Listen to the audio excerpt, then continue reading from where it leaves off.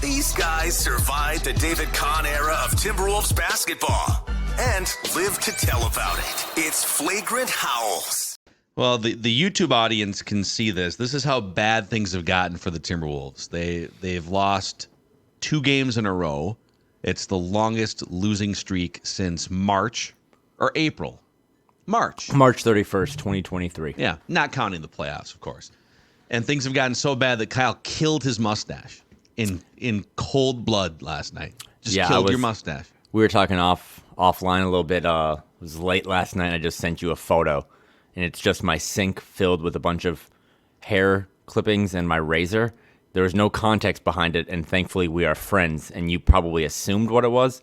Otherwise, that would have maybe been an HR violation. But no more mustache. 2 in a row.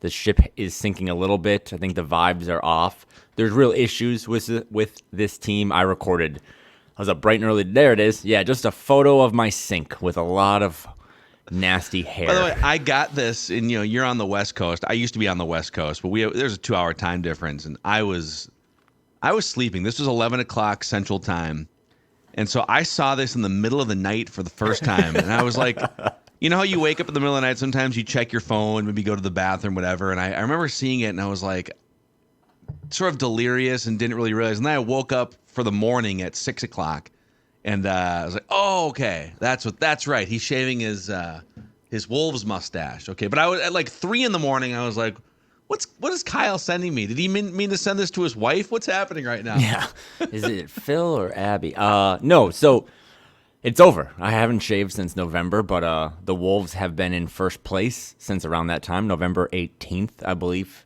is the date. So 40-some days in a row. 2 losses now in a row. They have not won in this calendar year. And there's some things, Ant said it last night, we suck. I don't know if they suck. I know Tuesday might have been a little bit of a vent session on this show, but there are some things that are broken. Again, I did like a 6 a.m. pod today with Dane, but they're in this last 12-game stretch. We've talked about the Storm, whatever.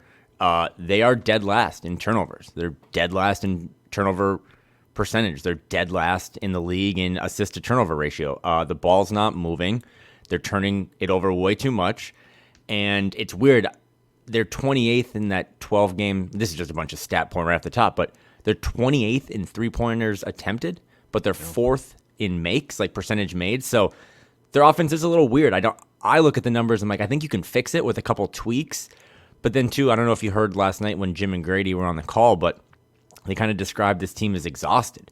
And that makes sense as well because they're in this 16-game stretch, but it's kind of concerning that they're exhausted. And not that that's a concern because a lot of teams are grinding now through January, but you can alleviate that by using some of your depth, some of these guys you brought in like Shake Milton, Troy Brown Jr. and stuff, and so far that hasn't been the case. So am I concerned? No. They're 24-9, and again, they're still atop the Western Conference and everyone ebbs and flows, but last night they got punked again, and physicality is becoming the Achilles heel of this team. You saw it against the Knicks. You saw it against the Pelicans. So that's all the numbers I have. Now let's just have fun and talk about facial hair.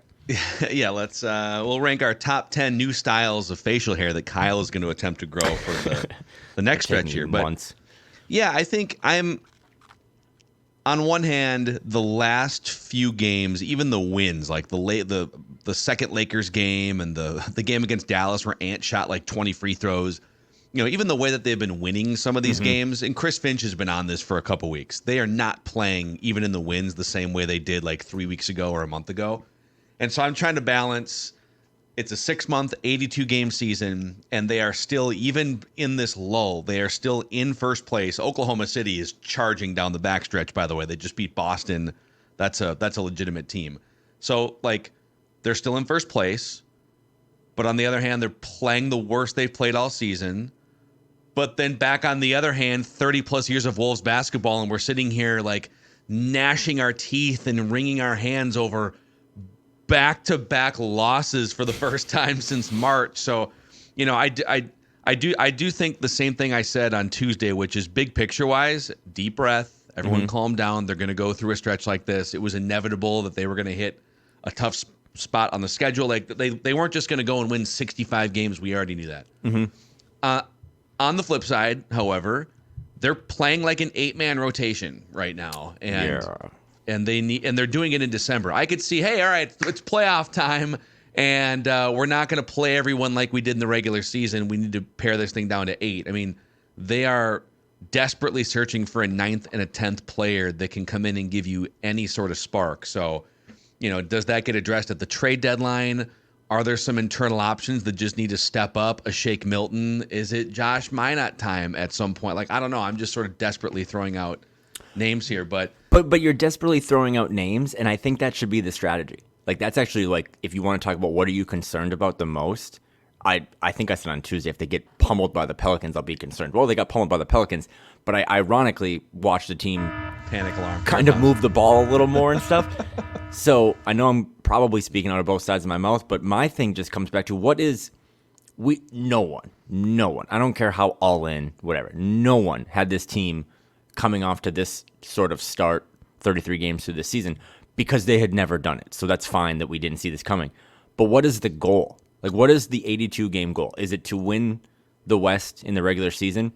Because to me, I don't know what value that brings other than, yes, home court throughout. But I would rather them tinker and experiment and give guys a shot and rest some guys and do all the funky stuff that a lot of other contending teams in the league do and not focus so much on, they'll fall out of first place at some point in the West. I would bank money on it. And it's not like, is that a concern to me? No, it's if they fall out of the top 4. Like, this team is really good at home. I think they're 14-2 now with last night's loss. But this team has a real competitive advantage. The fans, again, are the smartest, I think, most passionate. They've been through the mud the most. So when you come to Target Center, it's a grind to play, and that should be the goal. But I don't know. They built up this lead. They got ahead of the race. They see the competition in the rearview mirror, but they should really. Jordan McLaughlin was like the first kind of option. Troy Brown Jr. got some run, but that was when Jaden was out. At full strength, Jordan McLaughlin's like the 9th guy now, but I'm with you. I just, Mike Conley has been playing out of his mind for his age, but he can't do it for 82 games. And I know he tells Finch, like, I'm feeling the best and stuff. This is that culture thing you and I go back and forth on. Like, the Heat have Heat culture, and they still rest guys. Like, Jimmy Butler didn't play last night, and they beat the Lakers. So I just think they should find creative ways. Maybe it's not the young guys, but Troy Brown Jr., I think, should be back in the rotation because they need shooting. I think Shake Milton, as bad as it was, should get another chance because you just got to take some of the pressure off Karl and Ant, and then maybe that'll trickle down throughout everyone in the roster. So you're kind of saying it sounds like giving up that number 1 seed would almost be like an exhale, right? Yeah, true. I do think that because expectations are not something this team has ever managed well, and I don't know what the value is because 5 through 8 in the West are all going to be. It could, the 8 seed could be just as good as the 5 seed. So you just want to have home court, but I don't think they can handle the pressure right now of having to stay up top 1. Second in the West would be really good. You know what? And maybe the quicker it happens. So right now I think I agree with you. I don't. It would be great and fun if the Wolves could stay as the number 1 seed, but I think we would all agree they're not the best team in the Western Conference if you start to look out long term. I mean, even if you just look at some of the, look at net point differential, for instance. Oklahoma City has a net point differential of 3 points better than the next closest team, which is sort of the Nuggets and Timberwolves, and even the Clippers are a +5. So it's Clippers, Wolves, Nuggets are a net +5 per game. Thunder are a +8. The Thunder, even with the eye test, they just look like they are. I think the Thunder are better than the Timberwolves, even though they're 1 game back in the standings right now. They're deeper. Shai Gilgeous-Alexander, I think, would be, if you ranked every player on both teams, Anthony Edwards, and we're going to have an Anthony Edwards conversation on this show too. I think Shai Gilgeous-Alexander would be the best player on both teams. Denver too. I don't care about their record as much. Like, they're only a game back of the Wolves, but I don't think anyone would say right now, yep, the Timberwolves are better than the Denver Nuggets if you start to map out like 2 or 3 months. So, if you can kind of just get away from clinging to the number 1 seed in the Western Conference, it was a fun 45-day stretch, but to your point, you have to tinker with some other guys. Like, you can't just run the gas tank to empty with an 8-man rotation just to try and cling to like grinding out every single win. So, but you want to win games too. So I get it. You can't just put Josh Minott in. We're going to put him in for 18 minutes tonight, and it's going to be a train wreck, but we're going to all learn something in the process. So there is like a gray area here where they have to experiment more. They might have to make a trade in the next 5 weeks. The trade deadline is 5 weeks from today. But I'm with you. The goal at this point should not be cling to the number 1 seed at all costs. It should be get a top 4 seed in 3 months from now when the playoffs start. And when they were humming, again, even during this 12-game stretch, they're 4th in defensive rating. They're 19th in offensive rating. So it has become clear, even during that really hot stretch of November, that their offense was just getting overshadowed by their defense, and they were just winning because they were the first, they're best in the league in defense. Yeah.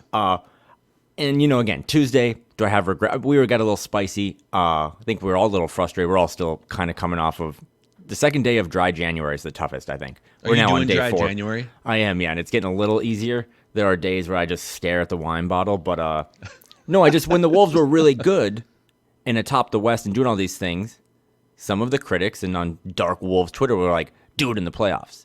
So if you hear me say being first in the West doesn't really matter, well, that's because I'm trying to say, the playoffs matter. The regular season doesn't matter. So if you can't speak out of both sides of your mouth too. If you don't care what this team does or the historic nature of this start and you want to see it in April, I'm kind of with you then. I don't really care if they go lose 4 more games in a row, but they find that, we talked about this today, Dana and I, this team needs a backup point guard. They need a movement shooter, someone that can move around, run off screens, and they need just an offensive bucket getter. They don't have a lot of guys, again, that can dribble. They might have one of those on the team. That might be Jordan McLaughlin. That might be Shake Milton with a fresh start. That might be Troy Brown Jr. So I'm not concerned about the wins and losses right now. If you can, I think 500 basketball, Phil, gets them to 48 wins, right? So they're probably going to just fall backwards into winning 50 games, which if you would have said that in September, you would have celebrated. But I want to see them figure out some stuff now during these next 6-8 weeks that'll translate to April. I don't want to see them grind out Mike Conley for 34 minutes on January 10th so they can get an extra win. I want him to be healthy come April. What is the new? We had this discussion. I can't remember if it was. I think it was on the Scoop, Mackey and Judd podcast with Doogie today, and we were trying to figure out sort of what they came out of the gate just red hot, and it's been the most fun 2 months of Wolves basketball since 2003 2004 playoff run. It's been amazing.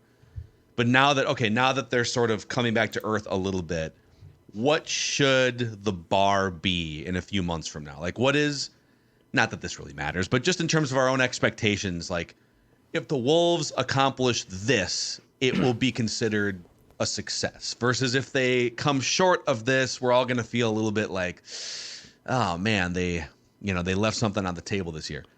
I don't think it's championship. They came out of the gate, best record, everything. I wouldn't say that it's, for this franchise, championship or bust. Where would you draw that line for yourself? Where at the end of the year, it's summertime, and Cocktail Kyle is out in Vegas for the Summer League, and he's hanging out with Anthony Edwards' crew at the blackjack tables, and you're all reminiscing about, that was a successful season because you did blank Timberwolves. Well, to answer your question with another question, what were your expectations in September and October? Because win a playoff series. Right, and that's what mine would be too. And that's why I say the most important thing for 82 regular season games is to finish in the top 4 in the West. Doesn't matter what that is in a league ranking. Doesn't matter if you're the 5th best team, the 8th best team, whatever. Top 4 team, guaranteed an extra home game in any playoff series at Target Center, a place that it's no longer a small sample size. That place is a dungeon for opponents to come into. The fans it's sold out every night. They're opening up more seats. So finish with a top 4 seed in the first 82 games and then win a playoff series. That to me is anything else for me, not everyone. For me, that is kind of gravy because it shows then that this kind of works, right? And again, I'm probably a little too online in some of these situations, but I just get this sense, and this kind of was I was thinking on Tuesday, is that if the way you watch this team is every time they win, you multiply it by 0.5, and you give, they played this team without that star, they played this team without that star. No one ever does that for the Nuggets beating the Wolves in 5 without Jaden and Nas. They just say the Nuggets handled the Wolves. They never talk about the injury report. And then if you handle every Wolves loss by a 2x multiplier, you're just going to lose. Your equation will always lose. You'll always be negative. So every loss will be worth 2 and every win will be worth 0.5. That just doesn't make sense to me. And this team now has built up some trust. I understand the Charlie Brown football stuff, but They do have issues, but a lot of teams do. And I think the answer to those issues could be internal, which is, part of the pressure of the Gobert trade. You don't just get to run around the other 29 teams and be like, well, we have Kyle Anderson's contract, we have this, and we have these firsts.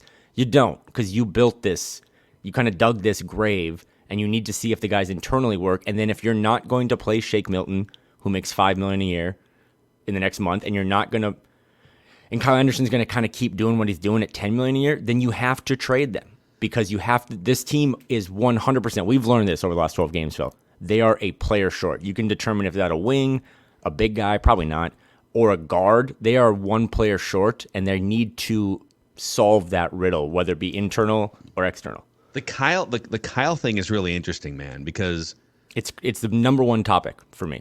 Doogie speculated on this, and so he had the eye injury at the end of last season, and it was like that was a big thing for him in the offseason. And is that affecting his? Has he talked about this? Like, is that affecting his ability to shoot from long range? I mean, because if you look, his attempts are way down.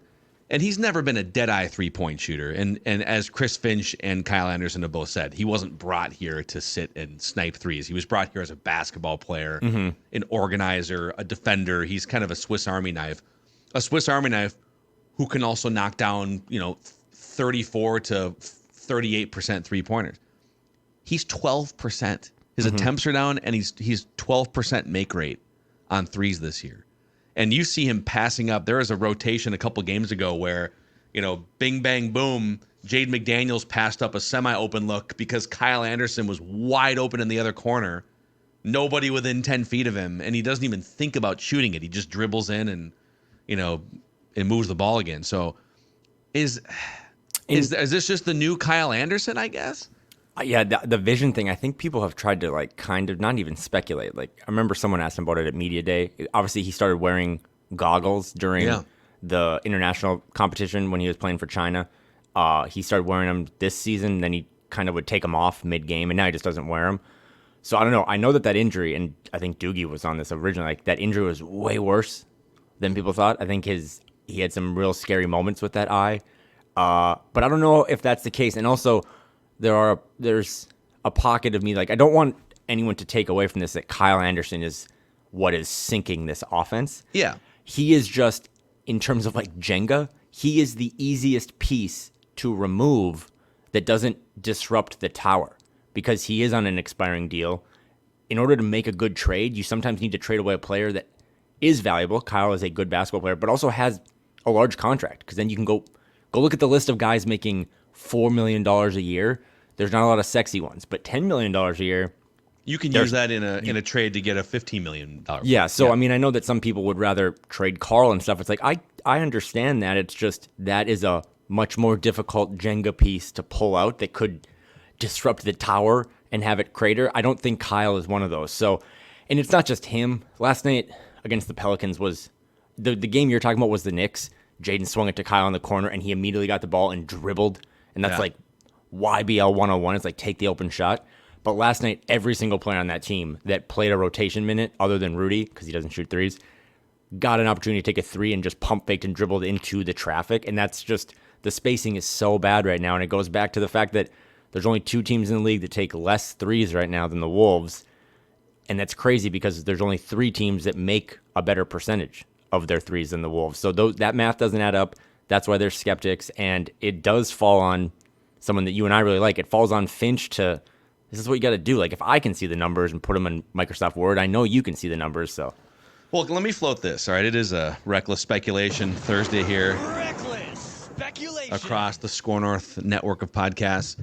And I keep alluding to the scoop session with Doogie because we did do some speculating on that podcast. But he floated the name Bojan Bogdanovic, who's the other Bogdanovic. You've got the Hawks Bogdanovic, who's 31, and then this is the Bogdanovic who played 2 or 3 years with Rudy and Conley in Utah. Now he's just scoring 20 points a game on this 3-win Detroit team. So we were talking about, God, this team's one player short, like you're saying. They just need someone who can create some more offense and someone who can shoot some threes. And is there anyone out there that just kind of screams at you available in the next few weeks before the trade deadline? And Duke said Bogdanovich in Detroit. And if you start to look through, well, first of all, I would say this. If you're looking for the exact polar opposite type of player than Kyle Anderson, a guy who plays no defense at all whatsoever, bad on the perimeter, but absolute sniper from three-point range, will score you 18 to 20 points, that's a swap that you could make. I did pull up the trade machine, and Bogdanovich, he's under contract for this year and next year at $20 million this year, $19 million next year. Like I said, scoring 20 points a game, 40% from three for a bad Pistons team. He's likely available. He doesn't fit the age curve of what they're doing. It'd have to be like a Kyle Anderson plus a Shake Milton type thing to make the contracts work, because you got to get to at least like 15 or 16 million to match the 20 million to pull that trade off. But my general question to you is, if you were to swap, let's say, Kyle Anderson and another piece, maybe you have to include Shake Milton's contract, for an offensive-centric player that helps you solve the who's the third scorer question, but it drastically takes away from your defense, which is the core reason why this team is still number one in the Western Conference. Is that a philosophical swap you would be willing to make? 100%. Because even during this 12-game stretch, when you think the defense has cratered, it's only fallen to fourth. And everyone, including the head coach, is pretty on board. I think we all agree. I agree. You agree. The team is not playing well. But their defense is, even when they're not playing well, has only slipped a couple, points or whatever, a couple rankings in the hierarchy of the NBA. But it's the offense that, like, when they were at their best, I think they were first in defense and 11th in offense. And anytime you're top 10 in both, you're pretty much like a bona fide contender. But the defense has slipped just a little, and it's still a pretty good defense. Their four worst defensive performances have all come in losses. It's the Thunder game, the Hawks game, the Suns game. That was kind of a weird back-to-back post-Draymond fight. And then last night was like one of their worst defensive performances. But I just have always thought when you watch this team that they need more offense. And again, Kyle Anderson is great. He's the best free agent signing of all time for this franchise, and he does a lot of great stuff. But at some point, you're going to have to navigate the idea of we got to give up something to get something. I don't think Bogdanovich from the Pistons is real, because I remember last year, like, they turned down 2 first-round picks for him, or that was their asking price. The Wolves are, if you're in trade season now and you're listening to this and you go to Trade Machine, that's fun. I would go Google 23-24 player salaries and go to Basketball Reference and just look at the 23-24 column. Look for guys that make around $10 to $15 million. That would be Shake and Kyle if you put them in a package. And then look at guys who don't have money the next year, because that's another thing. Is like, yeah, and that's the thing. Bogdanovich it's a $19 million chunk for next year. Can't take that on. And I should clarify too, because I know people are probably screaming at me in the comment section. I am not saying that a realistic trade would be Kyle and Shake, so sort of your spare part junk that you're trying to get rid of for this incredible 3-point shooting score. I know that it would have to be a 3-way trade with some picks involved or whatever. Like, I get that. But conceptually, would you, because Kyle Anderson has been, even with the offensive struggles, like, he is a guy on defense that you can lean on, and he can guard multiple different positions, and he is a part of your defensive identity. Would you take a chunk of your defensive identity and go grab an offensive first player? I will also say this about, you got to be a little careful falling too far into the trap of where Utah was at once Utah got to the playoffs, and it was like Rudy Gobert and a bunch of bad perimeter defenders. Now you have a Jaden McDaniels, you have an Anthony Edwards. When those guys are locked in and playing defense, those are two of the best perimeter defenders you're going to find. So I think it's going to be different than Utah no matter what. But if you're balancing out what you just said, that's a great point. If you're balancing it out, if you take Kyle out of this equation, you literally just sit down with Ant and Jaden, like, you have to play even better defense. Yeah, you do. But But here's the good news, fellas. Carl, you come in here too. You don't have to score as much, because we just acquired this other guy who will give us 18 a night. So you don't have to always be double, triple teamed. You don't have to worry about taking your guy off the dribble. You don't have to worry about always hitting every corner three you take, Jaden. This guy's going to get us some more offense. You just play a little harder on defense. And again, if they trade anyone, Kyle specifically, it's going to leave a void. I just think that void is fillable. And then, too, if Mike, like, I don't know, in September 23, if I was like, hey, Mike and Kyle are going to be terrible come January, you'd be like, well, they got to move them. Well, Mike's not been terrible. Kyle's been struggled, and we don't know why, but you do have to have at least one half of an eyeball, no pun intended, like out into the summer and think about, okay, well, if Kyle's not going to resign or we're not going to resign him and he's not playing well now, I think Kyle Anderson would be great on another team that has better spacing, but it's going to be interesting. These next 4 or 5 weeks, to me, again, to repeat myself, I would cycle through the guys again that you spent all summer chasing. You signed Troy Brown Jr., you signed Shake Milton. Give them another chance. Don't worry about grinding out wins. And if those guys just aren't proven players, you got to find proven players because you can't. The 19th best offense is going to get eliminated in the playoffs in the first round. That's just kind of always been the case. You got to have some average, if not better, offense come playoff time, and the Wolves do not have that right now. They have one superstar offensive player that I want to ask you a question about. We'll get to Ross's random Wolf of the Week here shortly. A shout out to our friends real quick at Zero Res. So, it's a few days in here to the new year. You're probably trying to figure out what your life is going to be in 2024. How about starting the year off with a clean house? Clean air ducts, clean carpet. That's where Zero Res comes in. There's no better way to deep clean your house than with Zero Res, which has a 4.9 out of 5-star rating on Google with over 17,000 reviews. So here's what you do. You go to ZeroResMinnesota.com or call 952-0-RES, ask for the Score North special, and get 3 rooms Zero-Resified starting at just $119. That's 952-0-RES or ZeroResMinnesota.com. Spell it forward or backwards, it spells the same, Zero Res. So Anthony Edwards, the last 10 games, his personal statistics are at an all-time peak in these last 10 games. 33 points, 5 rebounds, 5 assists, 51% from the field, 41% from three-point range, and 84% from the free throw line.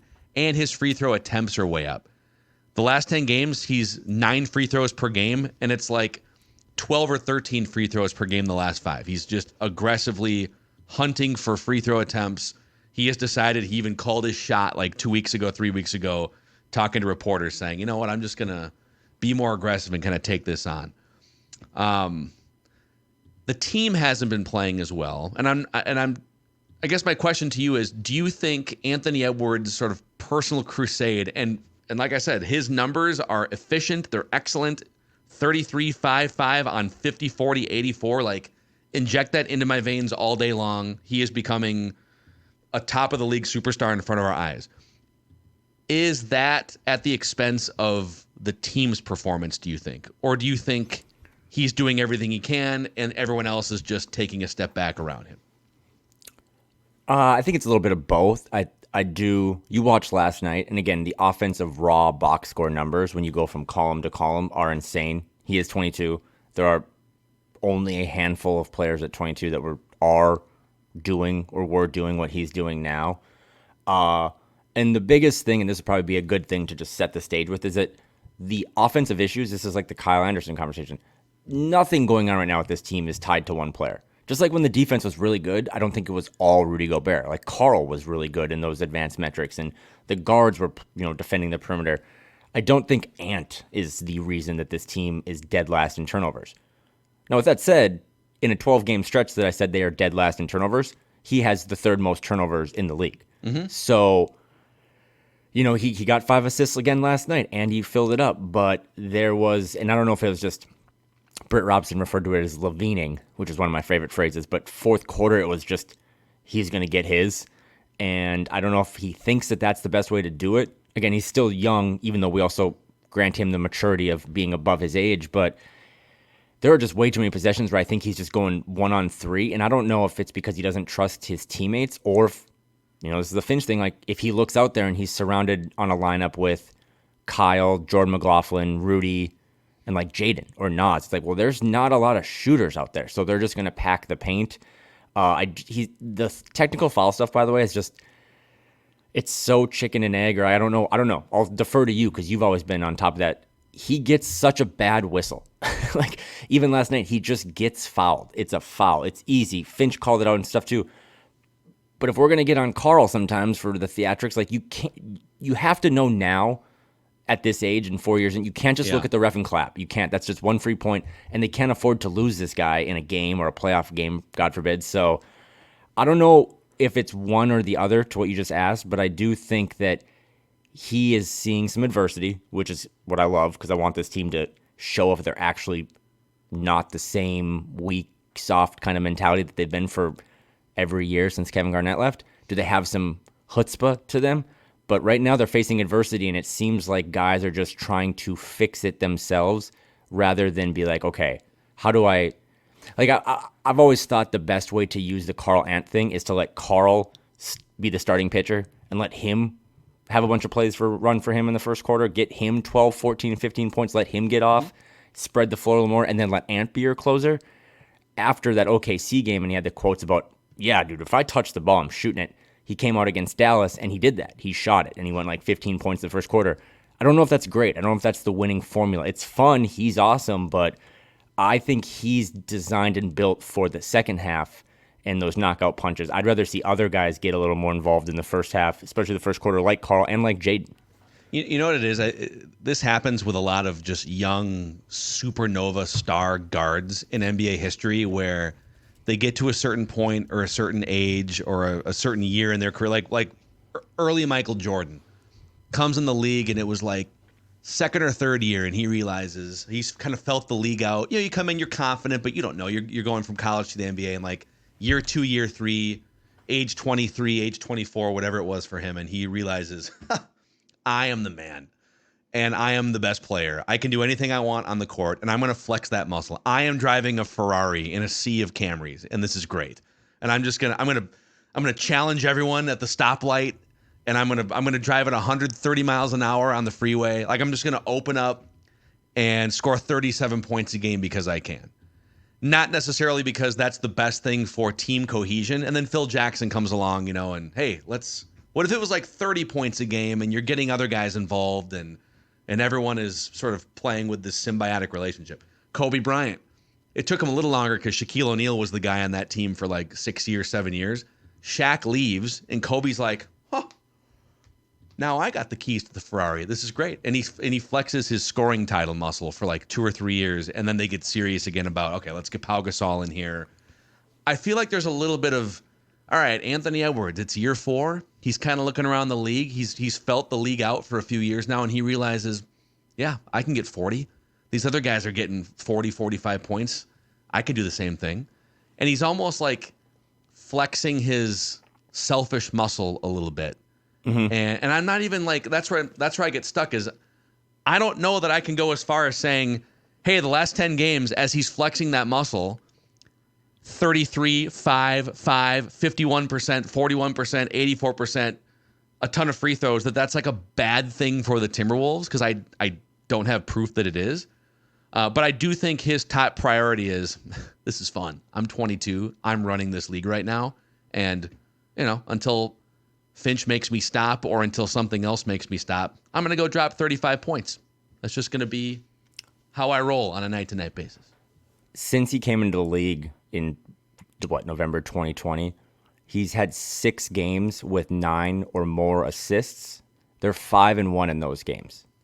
And all those games, if you go look at like the offensive metrics, it's like offensive rating that seems made up. Yeah.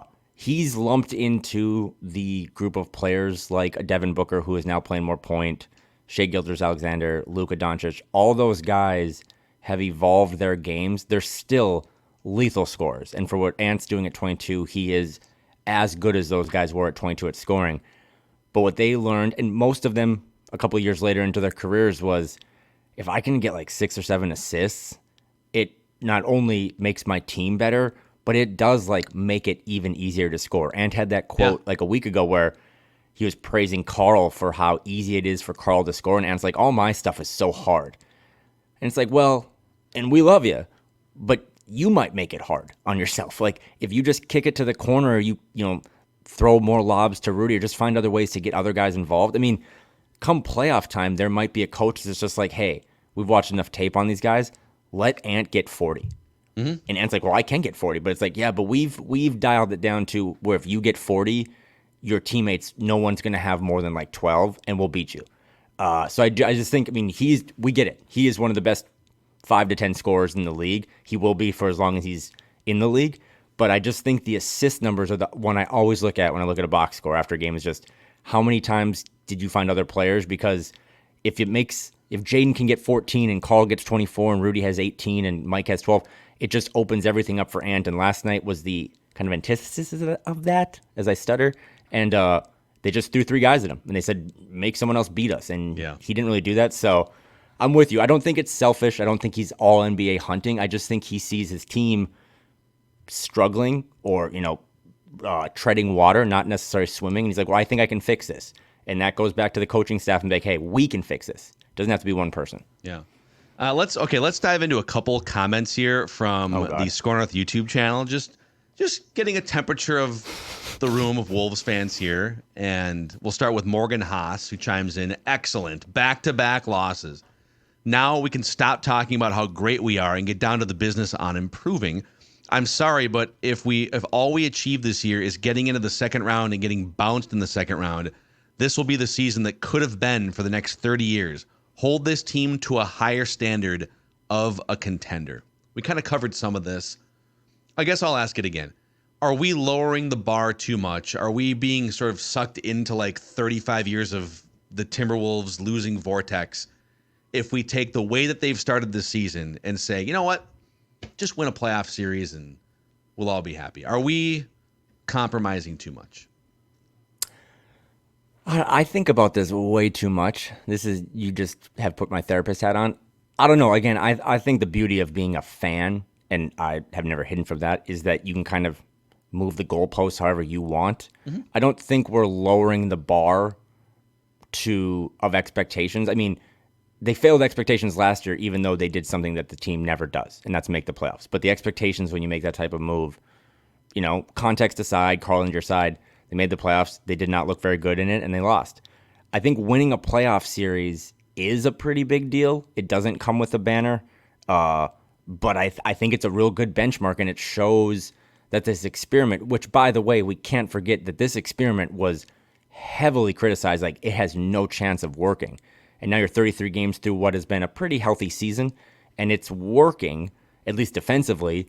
The offensive stuff, again, we've said it 100 times, like now you can kind of tweak, like, can you make the offense work? Finch is an offensive guy. Can you make the two big thing work? Can you get more out of your backcourt? Can you get more out of your bench? But I don't know. I almost just don't want to comment on it because, like, I think if they were to win a playoff series and then go 6 in the second round against Denver or against Phoenix or something, like that's pretty good. It would feel like you're moving forward. It would feel like you're fighting, you're contending. Yeah. I think a first round playoff exit would be like on par with some of the worst things this franchise has ever done. Because that would tell you, okay, we're 2 years into this. The books are going to get super complicated now, and we can't even get out of our own way. Then it would be a seismic change. But I don't know. I think I still believe in the league, and this is why I like the Thunder are awesome, and they have proven me super wrong. And Chet Holmgren, local legend, is as good as they come for what, I mean, it's not his rookie year, but it is his rookie year.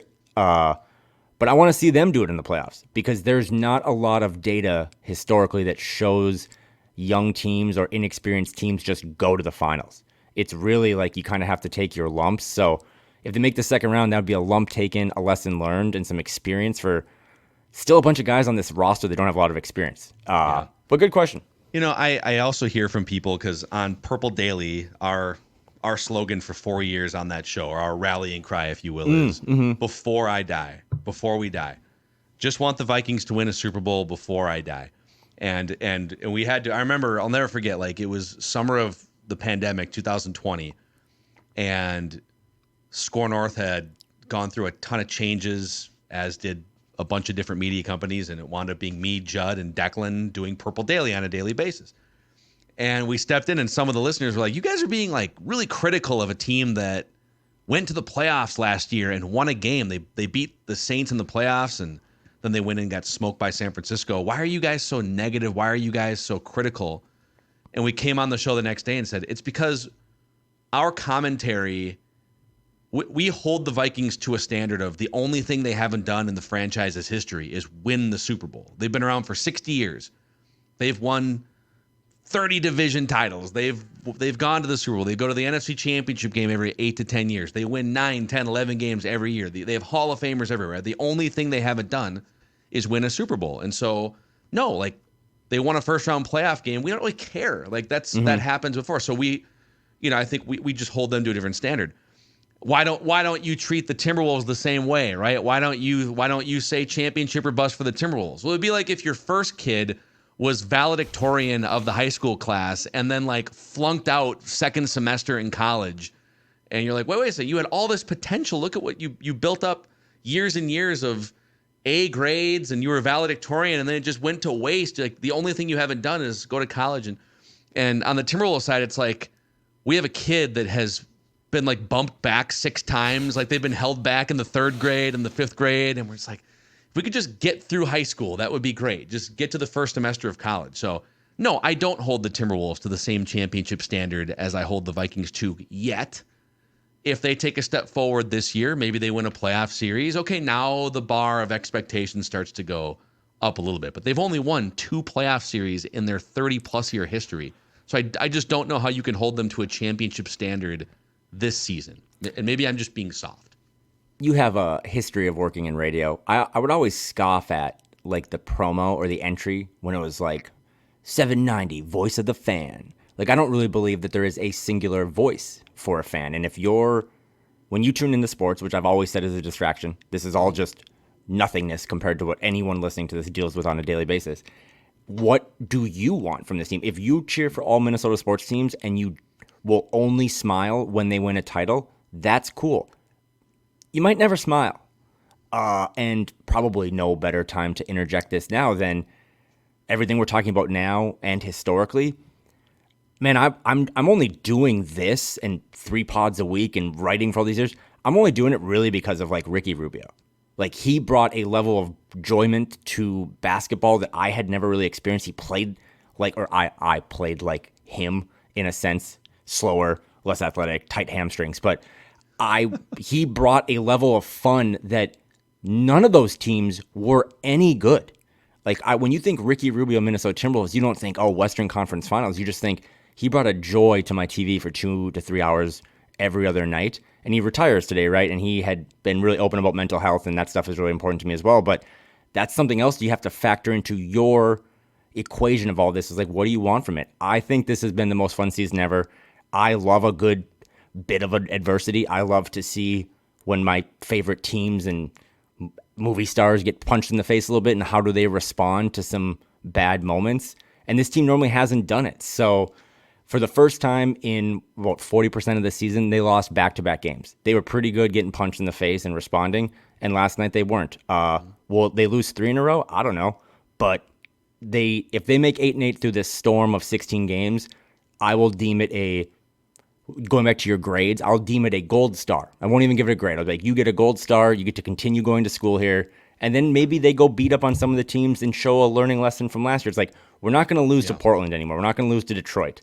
They're going to lose to Detroit for sure, but they are, dude. I'm already bracing for it. I'm just like, that Pistons-Wolves is the number one game I'm not going to watch, because that game I will regress. I will be a bad person. I'll text you things. I'll be like, they're going to lose. They're going to lose. Luka Garza is going to have a team meeting. But isn't it funny how, I mean, you put these post-game, whenever they win, these post-game tweets out, like, look how far we've come, right? Comparing the win totals for full Timberwolves seasons to like how many wins they have in 2 months. But they just lost their 2nd game in a row for the first time since March. Mm-hmm. And it's triggering, at least on this lifestyle podcast, existential discussions about like Wolves fandom. Did we land on the moon? Like, should they make lost a 2 games in a row? Trade? One more here, then we'll get to the Wolf of the Week. So Jared says, you guys, speaking of Vikings comparisons, you guys talked today, this is from Tuesday, about how some people are panicking about the Timberwolves, and it's not fair because they have a good record. Everyone calm down. I agree. No one should be panicking, but it is hilarious for Phil Mackey, of all people, to tell others they can't have worries about the Wolves when he spent the entire 2022 NFL season complaining about the Vikings because they didn't pass his eye test. The Vikings were winning. Shouldn't he have just been happy? I would say this, okay? First of all, Jared coming in for the gotcha moment here. The reason that I and other people were poking heavily at the Vikings last year is because their process looked nothing like any other 13-win process in the history of the NFL. That team had a negative point differential. That team was nowhere near like top 5 or top 6 in any meaningful offensive or defensive trend. They were just winning all these close games by the skin of their teeth. So what I was saying for the 2022 Vikings is, there's a lot of evidence that shows you this is not actually a 13-win team. It's probably more like an 8-win team that got lucky. With this year's Timberwolves team, I think there's evidence to show you that they're not the number 1 team in the league or the number 1 team in the NBA, but there is evidence, as illustrated by their number 1 defensive rating for the first 2 months of the year, that they can hang their hat on something, right? That if you are the number 1 defensive team in the NBA, you have an identity. Traditionally, you go to the playoffs. You go to the Western Conference Finals like 75% of the time. You win the championship like 20 or 22% of the time. So I think there's a huge difference between the two teams he's trying to compare. And you know what? This is just getting old, and this is facial hair and my hairline going backwards faster than ant dribbles. Gotcha moments. I think the first time you and I went on a virtual date when we were trying to figure out if we were going to pull this podcast off, I was like, do you really hate Kirk Cousins? Like, it's okay to sometimes just say something. God forbid, go back to anything I've ever said. Like, you're just going to be wrong, right? And that's why the Wolves were really good in November and early December. And I was like, you know what? I don't feel super comfortable talking about finals percentage and stuff because I'd love to see this team deal with some adversity. And now we're here, and let's see how they handle it. But I'm with you on the Vikings-Wolves comparison. I always come back to this, and again, Ricky Rubio announced his retirement today. He is, outside of Kevin Garnett, if we did a favorite players of all time, I still think Ricky's probably ahead of Ant for me because it was at a different stage in my life and everything he's done since then. Ant is rapidly climbing to the top, but it's great. And he made basketball fun, and he never won. He never won here. His best success came elsewhere, but I hope he coaches. I hope he stays on an NBA bench. I could see him going and being part of the Spanish league or something. Yeah, the Spanish league. I think his time in the United States is probably done. He has family over there, and I think I got to go back and look this up, but I'm pretty sure he lost his mom and he's dealt with a lot of stuff too. And his post today announcing his retirement was really well thought out. And again, anyone that is comfortable talking about the whole, it's okay to not be okay is someone who I kind of ride with. But again, when you think Ricky Rubio and Minnesota Timberwolves, you don't think of 10-game stretches of winning a bunch of games or being top 5 in defensive rating. You think of flashy passes and bringing joy to what was a very not joyful franchise and arena. The steal he had where then he goes full court, looks up for a left-handed layup, drops a pass to a Kevin Garnett who is sprinting at an old age and dunks over Blake Griffin. And then there's that viral moment of him yelling, Rubio yelling, Karl-Anthony Towns yelling. I don't know if they won that game, but I know that was one of the coolest basketball moments I've ever had. So shout out to Ricky Rubio. Change your face. Change your face, Alexei Shved. Somewhere out there, Alexei Shved is doing something. Smoking a cigarette on Twitter. and wearing a tracksuit. So, all right, let's get our guy in here. Ross Brendel, the producer extraordinaire and the leader of the Random Wolf of the Week. Ross, we've done 6 of these so far. Kyle has a 5-1 lead. I'm feeling confident, though, man. Shooters got to keep shooting, okay? And that's You've had a little bit of a break, but so is Kyle. So we'll see. We're both well-rested mentally, yes. I think this one's a bit of a doozy. So, is it more of a doozy than Omri Caspi from the last time we did this? So here's the 6 we've done. Omri Caspi, Bobby Jackson, Sebastian Telfair, Jalen Noel, J.J. Barea, and Antoine Walker. And I do want you gentlemen to know there's a mild way to how I choose these, so it's not completely willy-nilly. It might be willy-nilly at the end, but I get to the time frame kind of thanks to a what does willy-nilly little bit of help. All over the place. Yeah, what's the origin of willy-nilly? Like this. This is willy-nilly all over the place. Willy-nilly sounds like a guy that David Kahn signed 4 years, $80 million. I think it is. Yeah. Was he the second guard they drafted? No, that was Johnny Flynn. I remember. Willy-nilly, I think, was a backup performer with Willie Nelson, I believe. Okay. That's who it was. Yeah. So we get up to 3 strikes. So if we can shout out guesses whenever we want to. If one of us hits that 3rd strike, the other person wins automatically. So there's some strategy in letting your opponent potentially guess himself out of the game. I'm probably going to be aggressive here, Kyle. So just be ready. I'm so petty. I know I'm still killing you 5-1 or whatever, but I hated losing. So He's petty. Make the and clues for me. Yeah, he's competitive petty and a loser. And throws in that he's killing you at the same time. Are you ready, gentlemen? Let's get it. Yes. Gentlemen, start your brains. Okay. This Wolf of the Week is 53 years old. Wow. Okay. Hold on. Wait, Do some hold math here. on. Yeah, do some math. I was told there would be no math. So he's 53 years old. So we're talking like. Carry the Kyle three. getting out a legit notebook. I think Phil's on a notebook too. I love it. Okay. Do we lose Kyle? All Hold on, right. we might have lost Let's Kyle. see. Oh, he's back. I'm back. We got got him back. him. Okay. We got him. All right. You didn't miss a clue. This wolf is 53 years old. Your second clue. This Wolf of the Week is 6 feet tall. You know, I had a guess after that first clue, No, you didn't. but I'm glad I didn't because the guess was taller than 6 feet. Okay. I'm glad I threw that one in there. A 6 foot tall, 53-year-old. Oh, this is where it starts to get really How fun, tall was he when he boys. played? Was he also 6 feet? Well, actually, I had this wrote as stood or stands because in theory he could be a little Yeah. bit shorter right now. Yeah. But from the basketball reference page, 6 feet tall. Okay? Yeah. Okay.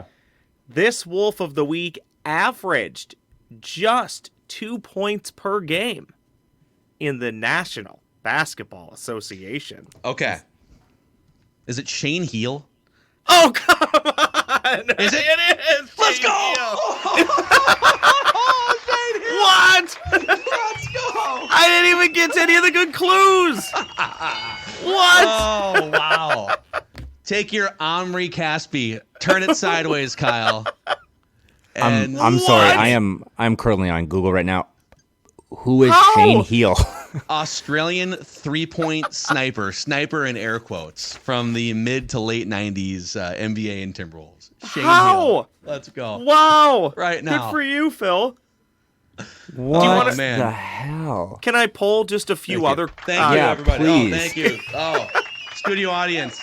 Oh, no flowers. No. Oh, that is Shane Heel. No That's boomerangs, no Fosters. No, thank you. that's an early entrant into the Wolf of the Week Hall of Fame. Well done, Macadac. Wow. So, Shane, do you have his basketball reference profile up?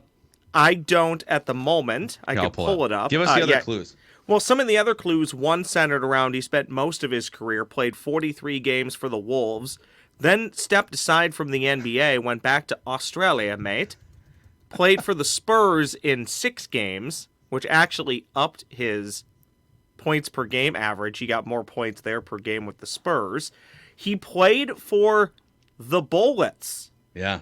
but most likely not the Bullets you would have been thinking of. No, not the That Washington would be the Bullets. Brisbane Bullets. Yeah. Okay. How about Wow. this one? Many consider this Wolf of the Week's best international game to be against the 1996 version of the Dream Team in a warm-up match for the Olympics where he was draining threes left and right. There you go. See, the Brisbane clue also would have given it to me because I know I think he's the only Australian player in Timberwolves history, isn't he? A quick Google search for anyone that likes older genres of rock music. Shane Heel looks exactly like Dexter Holland from The Offspring. Oh, yeah. Yeah, you're right. So that would have been a good clue, but everything you keep saying is making this even more difficult.